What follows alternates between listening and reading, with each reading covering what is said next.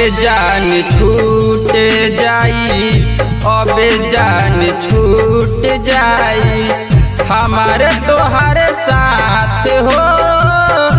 काल्हे के रात तोहार आई बारात हो, अब जान छूट जाई हमारे तोहरे साथ हो।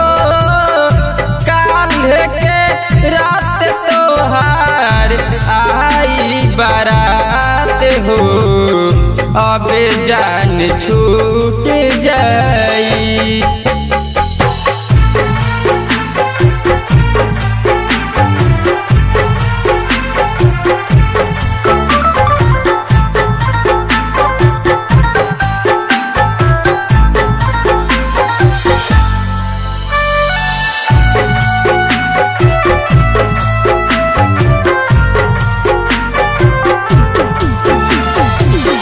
कौन कसूर भाई हमारा से रानी, कौन कसूर भाई,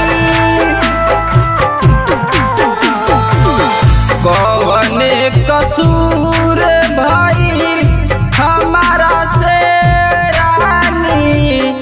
जहरे पिया द पीले समझ के पानी, दोसरा के थामे लेबू हाथवा में हाथ हो।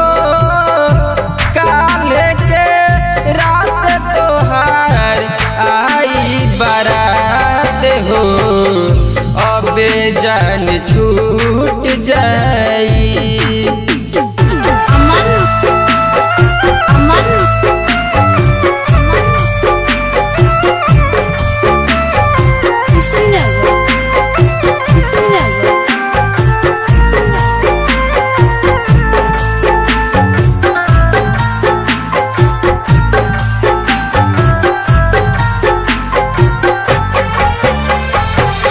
ले लो हमार खून से मेहंदी रचइहा, ले लो हमार खून से, ले लो हमार खून से मेहंदी रचइहा। दोसरा के नाम के मांग में सेनुरा सजइहा, रोवते रोवते दिन तोहार कटी हमारे रात हो। काल्हे के रात तोहार आई बारात हो, अब जान छूट जाई।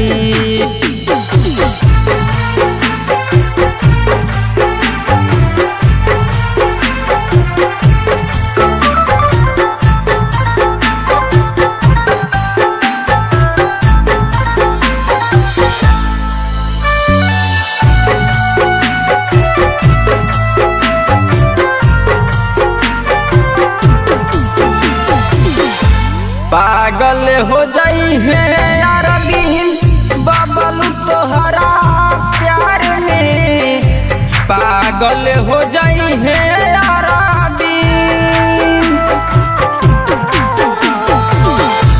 पागल हो जाई है रविंदर रंजन तोहरा प्यार में। मिले खातियावत रहू तिलौथू बाजार में, मुकेश से प्यार में पिंकी कई देलू घात हो। काल्हे के रात तोहार आई बारात हो, अब जान छूट जाए।